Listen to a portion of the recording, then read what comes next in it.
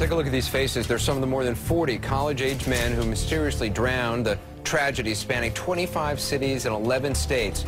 Two former NYPD police officers say that they are all murder victims linked to what they call the Smiley Face killings. Is a smiley face a calling card for serial killers? Tonight we're looking into that charge made by two former New York police officers. They say they had the evidence linking the drowning deaths of dozens of young men to psychopaths on a nationwide hunt for victims. They say the cases they're studying date back actually to 1997, maybe even earlier. Now, in all, they've looked at more than 150 drownings in the U.S., which they call suspicious. I believe that these young men are being abducted by individuals in the bars, taken out, and at some point even held for a period of time before they are entered into the water. The murders, they say, are staged to look like drownings. Each has been ruled accidental. Case closed. A GMA exclusive about a cold case mystery that became an obsession for two retired policemen. It began after dozens of college students all across the country disappeared, only to be found dead, all of them supposedly accidentally drowning after a night on the town. Then an investigative reporter in Minnesota linked the murder of a local student to dozens of deaths coast to coast. That reporter, Christy Peel of ABC station in Minneapolis, KSTP, is here with more. Good morning, Christy. Good morning. Thanks, Robin. Chris Jenkins was a popular college student who simply vanished. 4 months later, he was found dead. First, Minneapolis police thought Chris Jenkins was just a drunk college kid who accidentally fell into the Mississippi River. Then, they said he was murdered. That finding was the turning point in an investigation that now calls into question the cause of death in more than 40 cases. Call it a mystery or a sick trademark of the perfect crime. At least 40 men over 11 years. Their cause of death, drowning. All blamed on a drunken accident, except one. You should let Grandpa take control. I know. Chris was abducted in a cargo van. He was driven around Minneapolis for hours and tortured. The death of Chris Jenkins in Minneapolis is the only one where the cause of death was changed from undetermined drowning to homicide. No, not at this time. Kevin Gannon and Anthony Duarte are the retired cops who say they've discovered a link between Jenkins' death and the drownings of at least 40 other men in 25 cities in 11 different states. This all started in New York City 11 years ago. That's when then Sergeant Kevin Gannon made a promise to the parents of the young man he found right here. We knew it wasn't suicide, and it was just, you know, one of those things where he walked out and then was never seen again. Jackie and Pat McNeil's oldest son, Patrick, was last seen in a New York City bar. His body found 50 days later. It's something you learn to live with. You learn to live with a broken heart. It is almost a perfect crime. Perfect, they say, because the water washes away physical evidence and there are never witnesses. Most of the men are last seen by friends leaving a bar or college party. Local police departments have investigated. Even the FBI took a look at the drownings. In every case, except Jenkins, law enforcement ruled the deaths drunken accidents. It can't be a coincidence or coincidences. While most local investigations focused on where a body was recovered, Gannon and Duarte wanted to know where the body went in. If they could figure out that location, the detectives believed they'd find their crime scene. In city after city, at that crucial spot, they say they'd find this symbol, a smiley face. They found one in Ohio, Wisconsin, Pennsylvania, Indiana, and in Iowa. They all look different, but the detectives are convinced it's the killer's sick signature. In Michigan, near a drowning, the detectives discovered graffiti they believed was written by the killers, but were puzzled by a word they hadn't seen before. We found Sinsinua, which to us was very suspicious at the time. The detectives found it again, hundreds of miles away. They were in Iowa, investigating the drowning of 24-year-old Matt Krzyzewski. Bloodhounds tracked his scent to an intersection near the Mississippi River.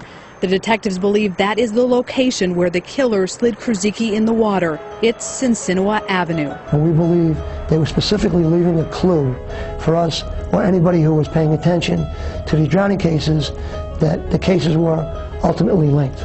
The people that murdered Chris have murdered before him, and they've also murdered people after him.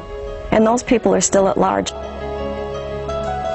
Happening to these students. I believe that these young men are being abducted by individuals in the bars, taken out, and at some point even held for a period of time before they are entered into the water. The murders, they say, are staged to look like drownings. Each has been ruled accidental. Case closed. Do you think it's possible all of these drownings around the country could be a coincidence? I find it ironic that so many young college-age males that fit the same profile wind up in a river from a night out. Bill says his son drank a few beers that night, but at 220 pounds would not have been so drunk he'd wander into the water. Why would the killer or killers put the bodies in the water?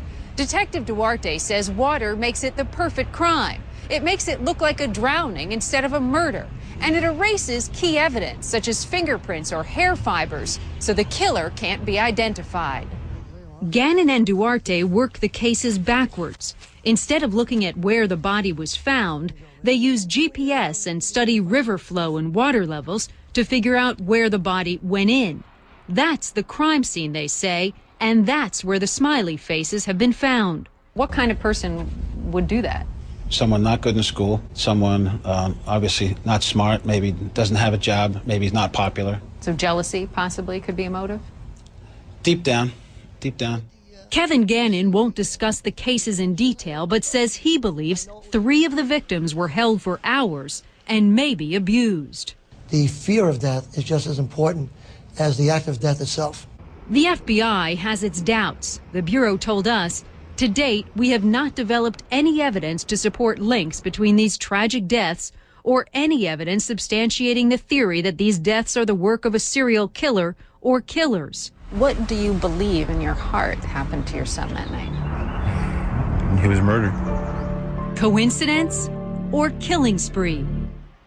Sergeant Gannon, who has put in so much time investigating this with his team, says they have also concluded 3 other suspicious deaths of young men found in the water were homicides. Now, in one case here in New York, the investigators say the young man was stalked, drugged, tied to a chair, and tortured before his body was slipped into the water. They hope to convince federal authorities to look at these cases further. Don? All right. Thank you very much for that, Randy Kay. We're going to... I want to ask you this, Christy. First of all, let's get this out there, because I think this is the crux of this new information.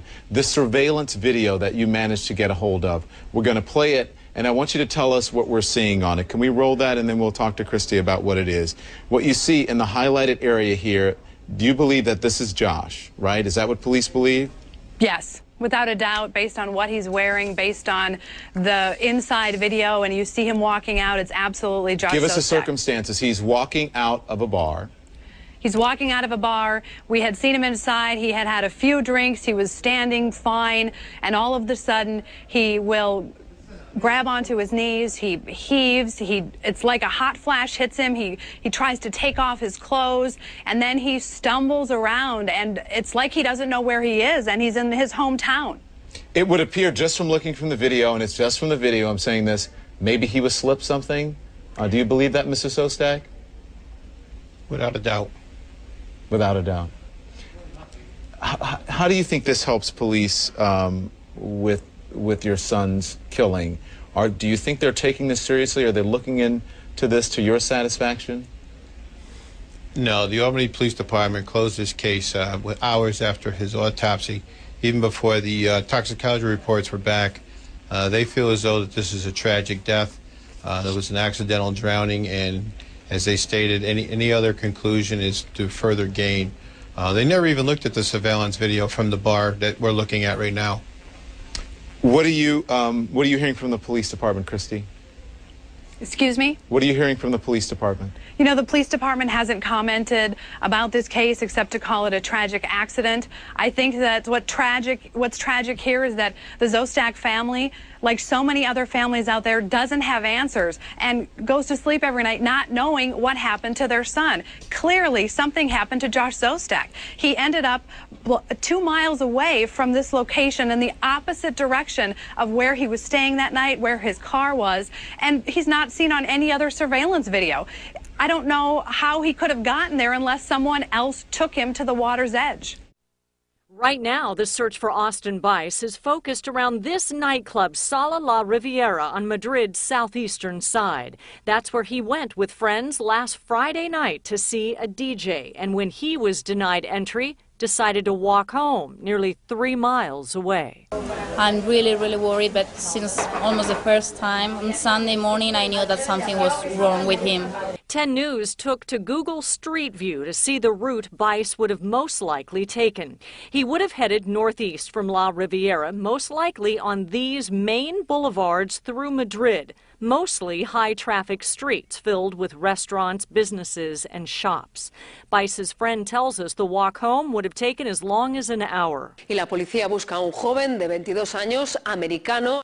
The body of the 22-year-old was found by police in the Manzanares River. The 6'4" athlete was last seen by friends in front of this nightclub, La Riviera, in the early hours of February 26th. Reports say Bice decided to walk home after a doorman refused him entry because he was too intoxicated. But family and friends say he only had a few beers. I believe that these young men are being abducted by individuals in the bars, taken out, and at some point even held for a period of time before they are entered into the water. The murders, they say, are staged to look like drownings. Each has been ruled accidental. Case closed. First, Minneapolis police thought Chris Jenkins was just a drunk college kid who accidentally fell into the Mississippi River. Then they said he was murdered. That finding was the turning point in an investigation that now calls into question the cause of death in more than 40 cases. The death of Chris Jenkins in Minneapolis is the only one where the cause of death was changed from undetermined drowning to homicide. We knew it wasn't suicide, and it was just, one of those things where he walked out and then was never seen again. Jackie and Pat McNeil's oldest son, Patrick, was last seen in a New York City bar. His body found 50 days later. It's something you learn to live with. You learn to live with a broken heart. It is almost a perfect crime. Perfect, they say, because the water washes away physical evidence and there are never witnesses. Most of the men are last seen by friends leaving a bar or college party. Local police departments have investigated. Even the FBI took a look at the drownings. In every case, except Jenkins, law enforcement ruled the deaths drunken accidents. It can't be a coincidence or coincidences. And we believe they were specifically leaving a clue for us or anybody who was paying attention to these drowning cases that the cases were ultimately linked. The people that murdered Chris have murdered before him, and they've also murdered people after him. And those people are still at large.